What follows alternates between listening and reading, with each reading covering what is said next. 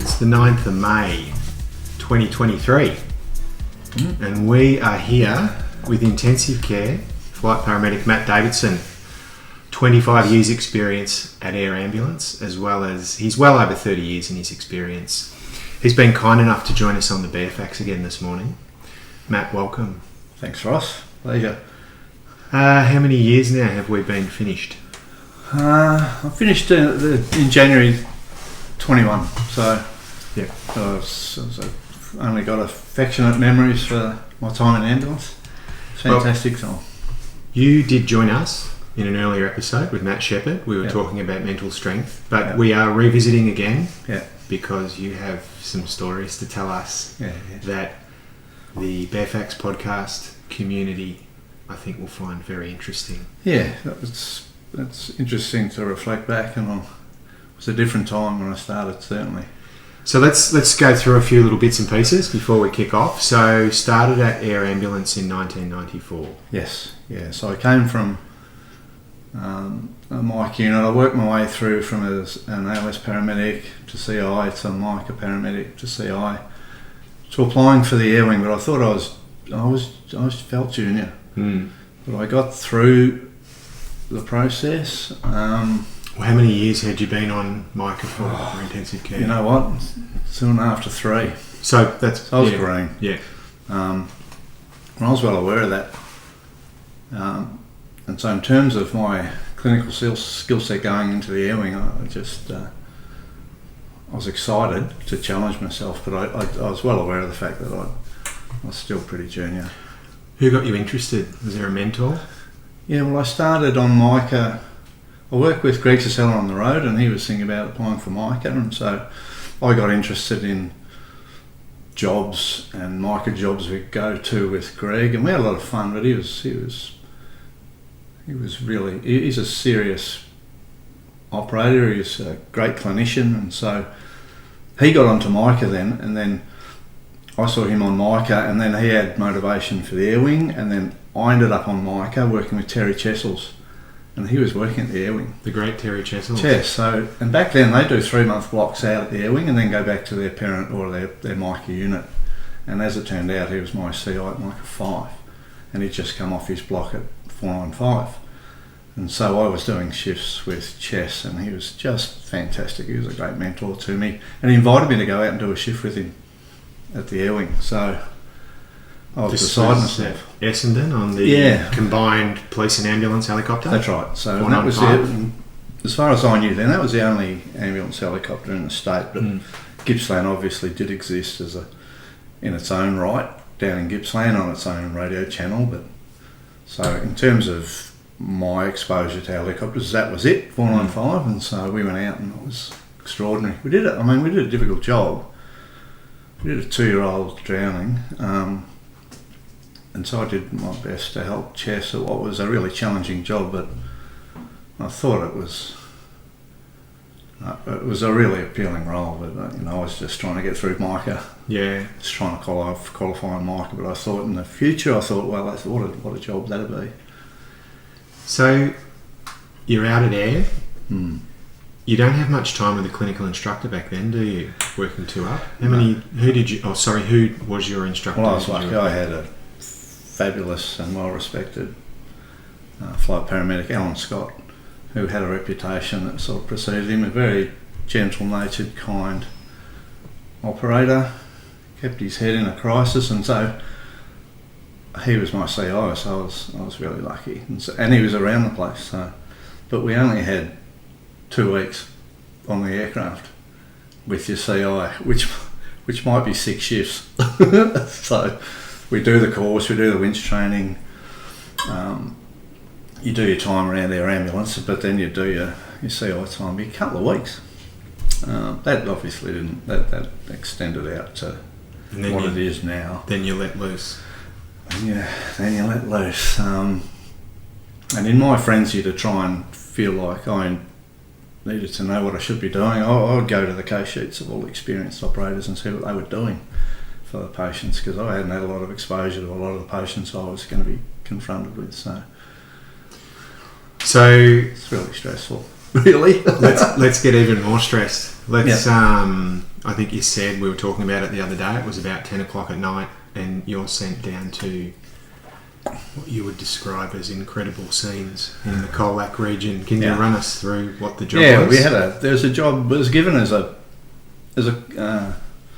truck into a Tarago van, a people mover. And as it turned out, it was a group of international tourists from Asia, and a Tarago van was pulled out and been hit by a truck.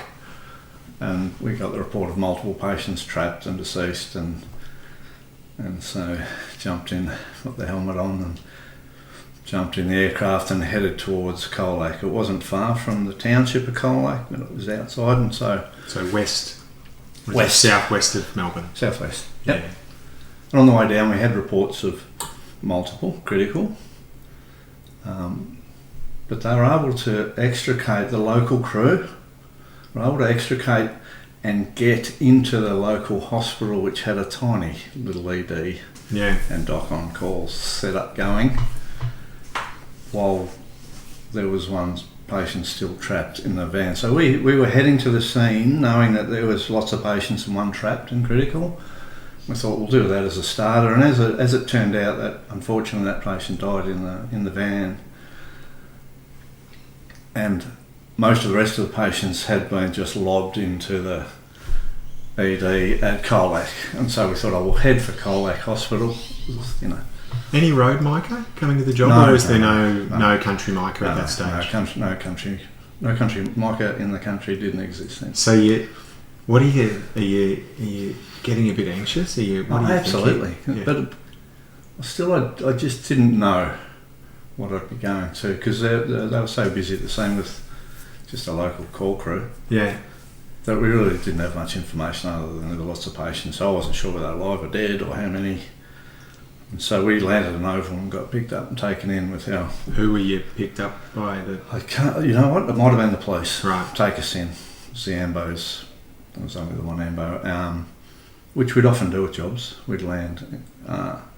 if we couldn't get to the scene, we'd land at the reserve or somewhere like they still do, and jump in a police car and go to the hospital. So you walk in the doors with your little bags of tricks. Yeah, they read the orange cases. We had the orange drug airway and fluid case, and a little Zol. And a little ventilator, a basic. Yeah, ventilator. So that was attached to the wall in the old Charlie model, that Oxylog 1000. So that didn't come in with us. Oh, you can't. No, we left it on the wall. No, that was mounted on the wall. We didn't take the ventilator in with us, Oxylog. So, we'd handbag patients out back in the day, Ross, because we were only tubing traumatic heads or post-arrest patients. So, what do you see when you walk through the doors? I walk in. I walk in and I see a cubicle with the doctor, the only doctor in the hospital, battling with this severely injured trauma patient. Was bleeding everywhere from his airway, with severe head injury. He's really struggling, but he's just setting up, and he had a nurse him trying to help. Doing his best, absolutely. And I thought, oh goodness gracious, how are we going? Can I give you a hand? What have we got here? He goes, no. You go down there. There's people in every room, and you just leave me here, and you go and sort out the rest. I said, oh no worries, I'll go and see. And there were people. The first room I went to had a patient on a bed just thrashing around, a multi-trauma, unattended. And there were... Unconscious or semi-conscious? Unconscious. So, altered, low GCS, combative thrashing. Yep. And I went in and had a look at him. And I thought, okay, I've got to get my eyes on all the patients and see what I'm dealing with here, and get a sit rep back to our ambulance and let them know what's going on. And then I went to a larger, more open area, and there were 3 others. So you got 5 unconscious patients. 5 unconscious. Critically unwell, and I'm thinking, I had a quick look at the one in the room. We got him out into the room with the others, and I had a quick look at all of them, and I thought, I think 3 of these need are going to need intubating at the very least, and resuscitating. And the fourth, well, they're doing. There's a fair chance they might need it in the end too. And I just excuse me, but for the Fairfax community, so we talked about it in other podcasts before. So intubation, you're electively putting them into a temporary coma. Yeah, into an induced coma. And putting a breathing tube in and taking over everything for them. So breathing. So to do a quick triage. Which sounds great and effective, but it's also highly risky, isn't it? Really risky, and you try to avoid it if you can, but we've got a low threshold to fly patients if they've got a altered conscious state and a head injury. So because you can't do anything in the air, it's caught in the air. So you try, and if there's advanced procedures that need to be done, you do them before you load them in the aircraft. And just for the listeners, what happens if you can't get the tube in? Well, that's just I go in with an optimistic outlook. You prepare, you train your best, and nowadays we have some great adjuncts with difficult airways with video laryngoscope and intubation, assisting laryngeal masks. But you're right. They are just adjuncts, aren't they? You've still got to get the tube in the pie hole. But back then we didn't have an ideal approach in terms of the drugs we were using back then, but still it was what we were doing, and it was what we thought was the right thing to be doing, and it was signed off. So I rang our ambulance and said, look, it's like a combat zone here. We've got multiple patients, and if you can get, occasionally, if the holes in the cheese line up, we could get a second aircraft from the police to fly the other flight paramedic who would be working on the fixed wing to you on the helicopter. And as it turned out, we had one. So we had another helicopter coming down. But he's what, at least an hour away? Oh, he's an hour away. No, I felt like I was on my own, but I have my crewman who's a champion. Yeah. But I hadn't worked much with camo, and so together we had to systematically work our way from patient to patient. First I had to make sure someone didn't need to have an immediate intervention, like a chest needle put in for a collapsed lung, and then decide who gets intubated first. And you've got to get OBS on all of them, haven't you? So you've got to get OBS, you've got vital signs, which check that someone doesn't need a chest decompression, and then decide, right, let's do this, and we'll do this fella first and see how we go with those two. We'll see who should be next after we get this one sorted. And so away you go. We go, and it was extraordinary. Really, it was because it was noise, groaning and screaming, and they tried to call in some extra staff. We might have had nursing staff come and give us a hand. I got camo working with the cases with our equipment, but we were running out of gear because when I set up for 4 intubations, so I was asking staff for some extra gear, extra bags because with tube, put someone in induced coma, we need to breathe for them. But there goes that bag. So, and you've got to find staff to do that, haven't you? Got staff, got to get extra drugs. But anyway, we worked our way along, and the third one that we put in induced coma, the pillow, which we had. I was just like a blur. This is a blur of stuff going on.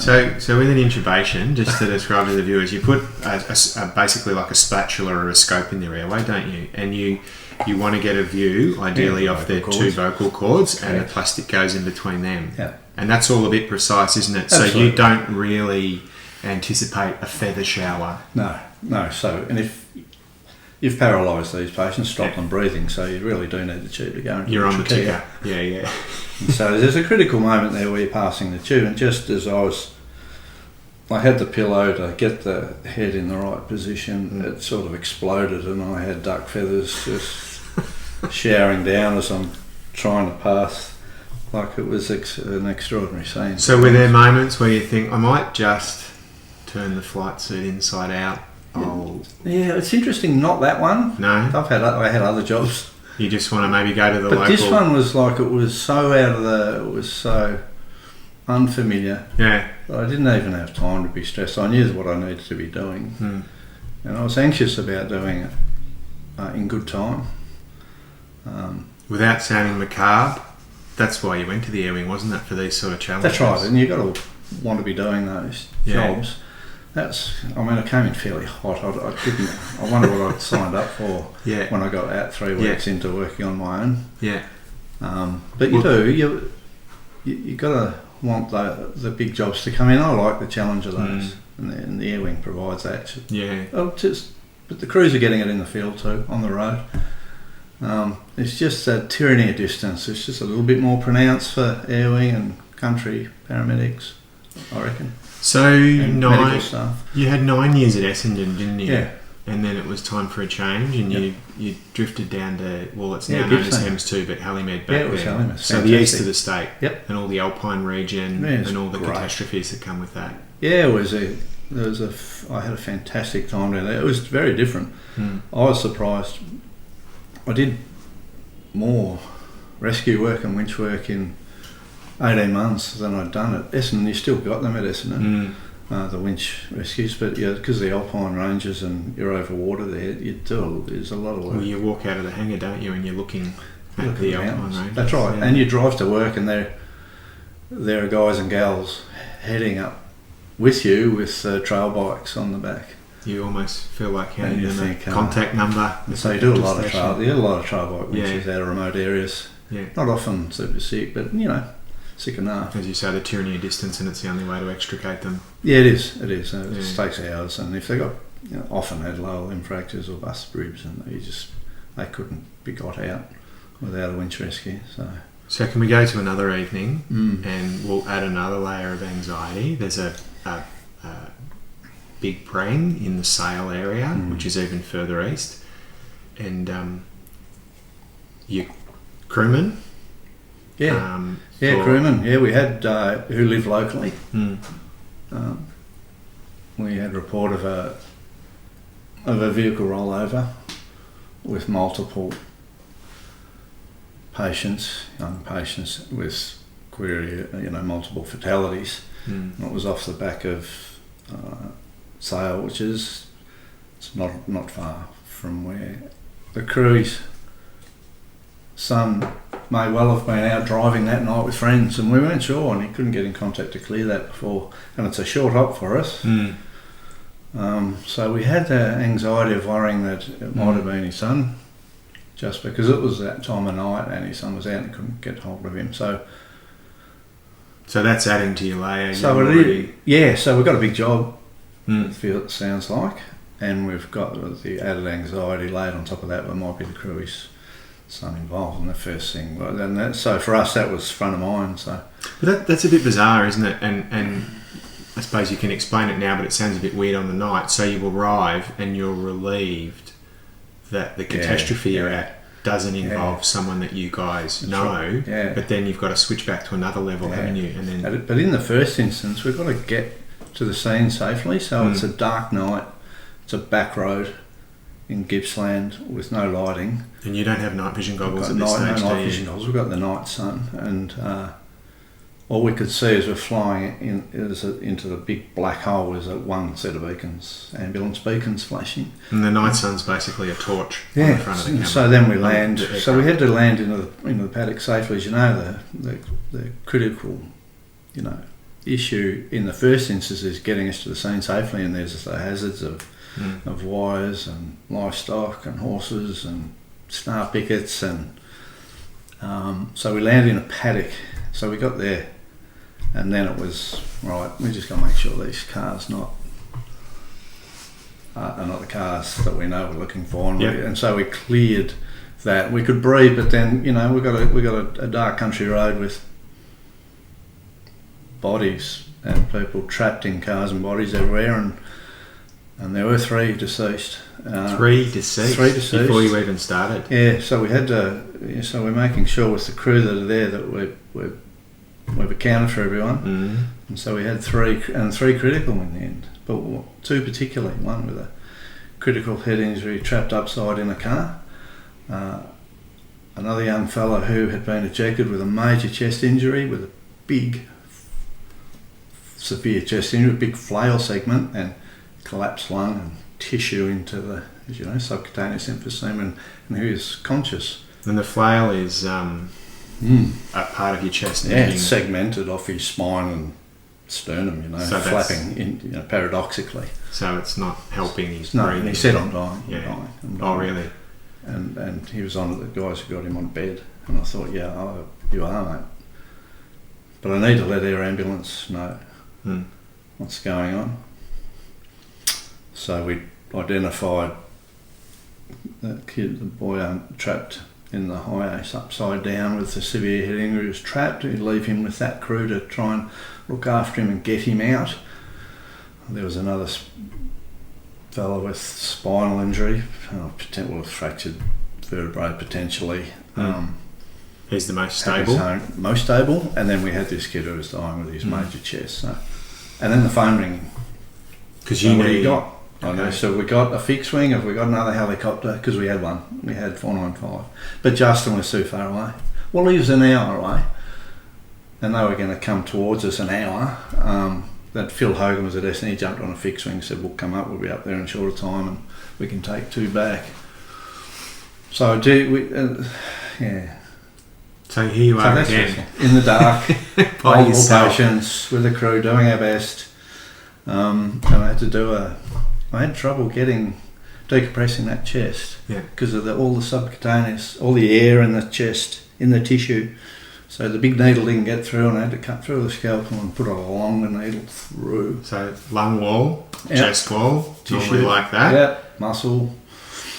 There's air in there that's compressing all the vascular structures and everything, and you need to get that air out. I need to get the air out of the thoracic cage. But the complication is some of that air is now out here as well, so you've got to get sort of Through almost through air to then get... And muscle into the thoracic cage to let that air out. So I got there in the end, but it was highly stressful. That's where I was thinking,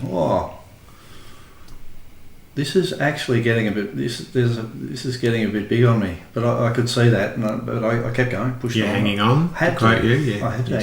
Yeah, and I did, and it was cool. Yeah. I had crew. He was emptying the case because we did the chest, and then he needed to be intubated because he was poorly ventilated. He was just about not breathing. So I had to give him an anaesthetic, put him to sleep, put him in a induced coma. Yeah. Give him sedation, paralysis, and put him in a road car with a spinal injured fella packaged up, send him off to Phil Hogan, whether it be to the hospital or to the airfield. They could work that out. And I had a Micah arrive, a single responder. Trev arrived, and I sent him off, and then I had to intubate the other head injured. Well, the head injured fellow was trapped upside down. How long was he trapped? How long was he? Was he out by the time you'd finished all these other just as procedures? I finished with that chest injured fella. But we had the head injured one, so we'd go again. So you haven't even got time to rest. You're feeling at this stage maybe you just want to pop off to the side and have a sty and maybe just to relax and just have a Fraser Briggs. But then so we looked after the head injured patient then, but I'm conscious we had to keep moving at the time. So we intubated him, put him in induced coma, and flew him in with his severe head injury. But what's your flight time back then from Sale to the Alfred? It's not 50 minutes. So you've still got to do 50 that. minutes for an hour, yeah. But it's more than an hour, isn't it? Because once you've done all your procedures, you've got to get him into the aircraft. Oh, yes. Yeah, it's an hour and a half. And the Helimed aircraft, it's not like now, is it? You've got to get the top of the stretcher off. On Helimed? Yeah, and then get it into Helimed. But it's not even straight in. Didn't you have like a ramp thing to... Yeah, that's right, yes, we did. Yeah, we did. The crewies...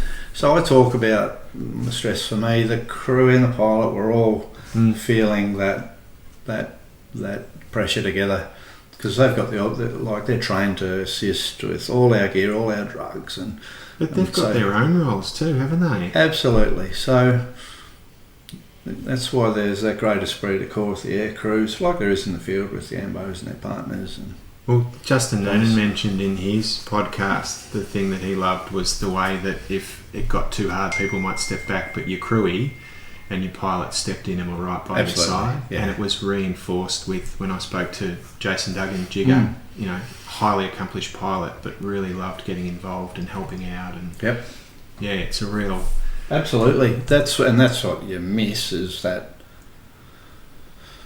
They're going out on the big jobs with your crew and working together, and that was one of the great joys. So it's a fantastic experience. So at different times in a job, the pressure would shift. Be for the pilot and the crew together, and then it might be for the crew and the paramedic if it's a winch even though the pilot's got his own stuff going on. And then on the ground it might be all of us together, but the paramedics sort of is feeling the heat. Regardless of the calmness you've got to display at the scene, there's obviously adrenaline running through your system. Do you get tired once that dumps out of the system? Yeah, it's exhausting. So I'd always try and come in with a calm, understated disposition and just try and take the heat out of jobs and feel like it's all going to be okay. Even though internally I might be going, what is this? Just got a bit on it, this one. I'm not sure how this is going to go, but and because I'd often be looking to you for even just reassurance. And I just say, look, this is going to be a nightmare, but we'll be okay. This will go okay. Is that that's an important part for you too, because you're working with people of all different abilities and experiences, and there's no point you coming into the scene and ruffling everyone's feathers, is it, or sort of coming in and... No, you got to, because if everyone relaxes and feel like we're all working together, I think it's the best chance for everyone to work at their to their best ability. I reckon if the pressure's off, or they feel like they can get in and have a go, and we're all in it together. So I tried to get those big jobs and try and just get everyone on side. Mostly it worked. So you spent 7 years at Latrobe in the east of the state, and then you drifted down to the new base at Warrnambool, which is out to the other side of the state west. And you had, how many years did you have there? Well, till I finished in 21, so 12, long time. Yeah, over 10 years. Yes. Yeah. And what did you enjoy about Warrnambool?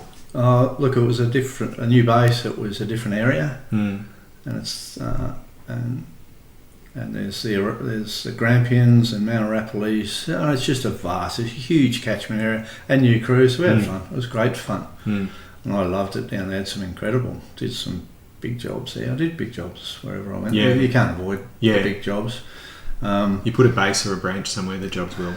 Yeah, and I made great friends there and had a lot of fun. I found I had a lot of laughs with guys down there. But the thing that's changed, I reckon, over the journey is the single aircraft. I think I did 3 or 4 jobs where I had double intubated. I've had to tube 2 patients and put them in the aircraft with me. Didn't know, and I kept saying 2 motorcycles hit each other. Had to intubate the head injured patient. They were going to take the second one off. We said he was okay. To Latrobe Valley, I said, I'll just get my eye on him before we move off. Had a look at him and thought, oh my goodness. He was a catastrophe, he was a mess, and he was super sick. He had 3 litres of blood in his belly. I had to tube him and put him in the aircraft. And so I did 3 or 4 where we had just a single aircraft mostly, and you double load. If you're double loading ventilated patients, you don't want to be doing that. That's just not ideal. Well, what is it? There's 5 aircraft in the state now, and the way it runs, you can normally at least get a second resource. Of course, and I always try to find a way where you'd avoid that. And Micah is now, there's a lot of it in the country, isn't there, which is good. Yeah, and that's spread out. But that's one of the great things. And our guidelines changed, so by the time I got down to 4, things have got better. We had more aircraft and better equipment and equally skilled aircraft crew, men and women. So Air Ambulance Victoria, I believe, was the first helicopter service in the world, paramedic based helicopter service in the world to get red cell concentrated blood. Yeah, that's right. Yeah, I think I used that on a fella had a horseshoe up on a beach near the branch. Killarney, that's it. Yes, Killarney, and the horse reared up and died and threw the rider off, and then the horse collapsed back onto him. Big horse, and it open fractured his pelvis. Which you can bleed Which he was, and he, so the crew who'd been at the base having a coffee went off on that job, called us in and said, this guy looks like sick. And sorry, a road ambulance was visiting you at the Warrnambool. They were having a coffee at the base. Helicopter base. And they got dispatched, just someone off a horse on the beach. But they didn't know anymore. And then they got there and said, he looks really crook. You were still at base. Still at base, with chief and pockets properly, and just, and he had a short and rotated, hugely deformed hip and pelvis, and he He actually looked like he was dying. He was. Had that look. Yeah, he had that look, and he's had this extraordinary tachypnea, intermittent tachypnea runs, and I thought, oh gee, I was really worried for him. I thought he was bleeding out. Breathing patterns? Yes. So really, almost, I don't know, like a Hollywood acidotic, war movie where he sort of breathes up really quickly. And then back to a regular pattern, and he'd have these little runs of, and I thought, no, and he looked pretty rest. And I let, back then I spoke to John Maloney, and I said, I think this guy's pretty rest, and I think he's got an open pelvis, and we gave him blood in flight, and he survived. He had 6 months in hospital, but it segmented his pelvis off his spine, like he was super sick. So you've got 4 units of blood, which is 300 mils each. Yep. Your flight time from Killarney is well over an hour. So, I know. I thought he was going to die in flight. Where were you when you'd finished your 4th unit? Were you even in the sort of the outskirts of? Oh yeah, no, that went through because we're alternating crystalloid with the blood. Ah, so we had a bit of that going on then. So sort of a thick cordial. Yeah, thick cordial. Whereas when I started at the air wing, we'd be giving 4 litres of crystalloid. That was we'd have pain relief, big gelcos, and fluid. Filling up. Just hammered on. We'd be just dilute any clots that may be 5 litres of fluid. They got more fluid. We gave them. That was just what was done back then, and we'd hype of it. It's 15 mils per kilo to ventilate them. Like it was just things changed, Ross. Yeah. So he survived. He survived, but wouldn't have without blood. No. We all agreed that he was dead man. Yeah. And I think it was the renowned trauma specialist Mark Fitzgerald was very interested to receive him at the Alfred. Yeah, it's fantastic. Always been positively received at the trauma centres, particularly the Alfred. Early days, that was our primary. I'd land on the grass at Faulkner Park. Oh, and no pad? No pad. When I started, and we'd wheel them across and go on the grass. Yeah. And then across the zebra crossing, or press the thing and wait for the green man. Before a pad was there. When I started, there was no. That's it's an interesting visual for someone going for a run. Perhaps or playing touch rugby. Here comes Matt Davidson with his multi-trauma. Then they put the pad up the top and had the trauma centre. And so, what year did the pad go up? I didn't know. It was a couple of years, not long after I started. Wow. Actually, about the same time, because they received that Colac job into the trauma centre with straight in. Right. It wasn't down a lift. Okay. It was straight in. They had a fancy big trauma dedicated receiving ward. There was giant, but they worked out that it needed to change. So you do lots of trauma, and obviously, we're not stereotyping. It's young males, young fit males doing silly things as we all do. Does that culminate for you if we talk about PTSD? Like, does it wear you down? I talked to Karen about that. There is a fatigue, an emotional fatigue that can come with that. I did have a run at Gippsland where I worked out. I'd done 8 jobs on the trot over my shifts that had involved a fatality on the trot, and there were quite a few young, late teen, early 20s local kids just getting killed in prangs. They're just hitting trees, and we're getting survivors. But it was fatiguing. And there's no doubt this job's punctuated by periods of intense stress. Mostly you're having a good time, you enjoy your work and you enjoy working with your crew, and you cannot go. I'd try and find a laugh in any job, regardless how difficult it was. But there's still moments of it's punctuated by intense pressure. And I think I heard someone once say that statistically, for every road fatality, there's 20 associated serious injuries. There's, not that you have to see that, but there's all that rehabilitation and life-changing events, aren't they? So I'm sure that you would have dropped patients off thinking, well, we've arrived here, but this is not going to be so many, a full recovery. Yeah, no. And so early days, you'd ring ICU and see how they're going, see how their pressures are going in their brain, and get a bit of an idea on how they might track. But I just learned to just have to let that go, unless there was one really particular job that you took a keen interest in. I just said, you just let them go, just let them go. It goes on to the next one. How important was your family with support for you? Oh, that was my primary support. Has always been Karen. So I'd come home and your crew. You'd debrief after a big job, or you'd try, even with crews at sea.